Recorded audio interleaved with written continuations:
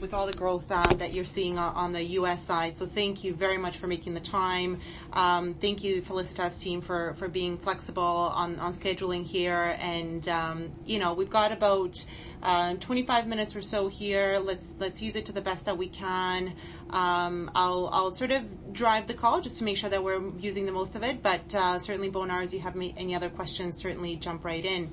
I think if it works for everyone, let's start off with the first item, which is just a little bit on the relationship. Cam, maybe if you don't mind providing a little bit of an overview here, primarily to Felicitas on, how we got started and how things have been working for you since inception here. Okay. So my introduction to Grafton was through the president and thesis, and we're in the YPO group together, so we developed a relationship way, and we knew each other for about 2 years before we started doing some business together, and then we're just over a year now, or right on a year that we've been working together. So that's how I got introduced to Grafton, and then since I started working with Grafton, I've been working primarily with Eve. And you love it, Cam. I do. We've both done a lot of learning on both sides, and I think that it's been a very beneficial relationship for sure. Yeah. Hey, Cam, how did the opportunity for the partnership arise?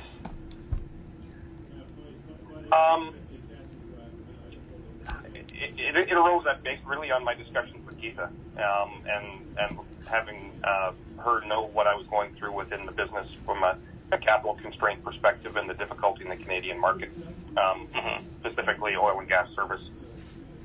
This is a sort of an oil patch technical term, but we had the shit kicked out of us. Right, and I heard kind of a lot of banks were kind of pulling back on that sector. I guess it made it difficult, right, to sort of kind of replace find capital from a traditional financial institution, given kind of pullback. Yeah, that's really what has happened, and I got caught in a spot with Canadian Western Bank, who was banking us at the time, where they were in a spot where they could call things, and they would be completely whole on AR, and they would have to do nothing else. So they were trying to wind down their exposure to the oil and gas service sector. So I was easy. And then when they did that, it was trying to find a traditional banking relationship. A year and a half ago was for an oil field company in Alberta. You've got a hard time finding a place to land. Right. Other than working with Grafton, did you try to shop around the loan, or was Grafton the only group you spoke to regarding the deal a year ago, year and a half ago? I did look around a little bit from a factoring perspective. But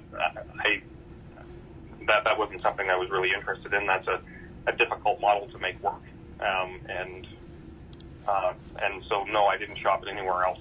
Other than I did talk to some people that were doing some factoring, but that really wasn't anything that I would have considered. Got it. Could you give me some sense of you've been with Grafton for a year now, the level of communication you've had with them? What does that look like? How routine is communication? And you mentioned you work, mainly your point person is Eva. So how often are you sort of communicating with the team? I would say that Eve and I would we speak at minimum of weekly, and when we were going through the restructuring piece, we were talking a couple times a day. That's my whole job.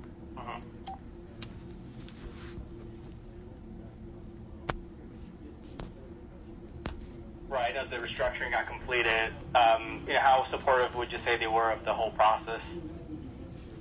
Oh, extremely supportive. We were in a partnership through the restructuring piece. And we worked together on the strategy of how we go through it and what we do and all the steps in place. So was very much as a partnership. Yep. So that sounds good. That's great. So the other area I wanted to just spend a little bit of time on is just kind of understanding a little bit about your business, because we haven't done much. I'm not sure how much Eva shared with you, but we haven't done much in the kind of oil, energy sector investing, and so this is sort of like kind of a new space for us. And so some of these questions are kind of basic, but like in general, what does your company do, Cam? So the company that I had versus the company that I have now are different. So did you want to ask about anything in the past, or? Yeah, could you give me a sense of like what it was before and what it is now? That would help give us some perspective. Sure. Okay. So the company in the past, it was a combination of instrumentation control systems, electrical service work, and it'd be basically men and trucks and equipment out in the field, installing instruments and servicing them, installing the electrical for new pump jacks or oil and gas facilities, things of that nature. And then that was about 2/3 of the business from a revenue perspective, and 1/3 of the business was a piece that we called automation. And the automation piece is programming and of control systems, so the actual writing the code for the control systems, as well as you hear a lot about the IIoT and digital oil field, if you've heard those terms before, but a lot of the automation group was providing the connectivity between the instrument in the field and the database in which the data resides, and ensuring data integrity between those two spots. And so with the advent of AI in the oil and gas industry, it put us in a really nice niche place that we're really specializing now.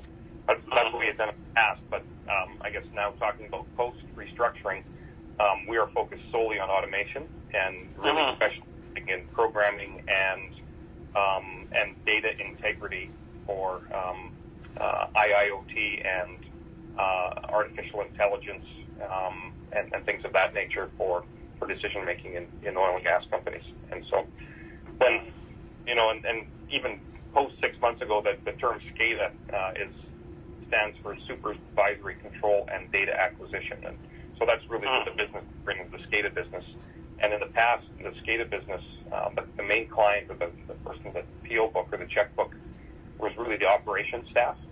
And that is shifted now to the people that are writing checks to us to do their work, are reservoir analysis type people and production engineers. And so there's a real focus on using the data that we provide to find the most oil and gas, the best reservoirs, and the best ability in deciding where the drill bit goes next. So, but what we found is that through the downturn, the automation piece of our business actually grew, while it else contracted about 70%. 70% is an astronomical amount, but those were really the figures that we were looking at in Western Canada. And what's the rationale behind the automation business growing during the downturn a few years ago? So companies got really focused on spending capital on becoming more efficient, and not just work process efficiencies and workflow internally, but efficiency in where to drill. And so they started collecting more data than I've ever seen collected in my 30 years of being in this business. Collecting data like they've never collected data before to make the best decisions they can.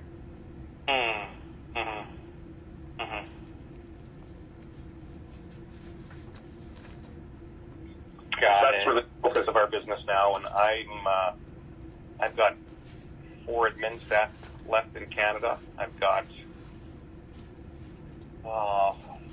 3 to 4 people that are doing code type work and communications architecture work, communications infrastructure for data collection, and we have, I believe now we're up to 30 people. The needle moves every day, it seems like, but we're up to about 30 people in the U.S. right now, between Texas and New Mexico, and we're focusing somewhat on the Eagle Ford, but mostly on the Permian and the Delaware.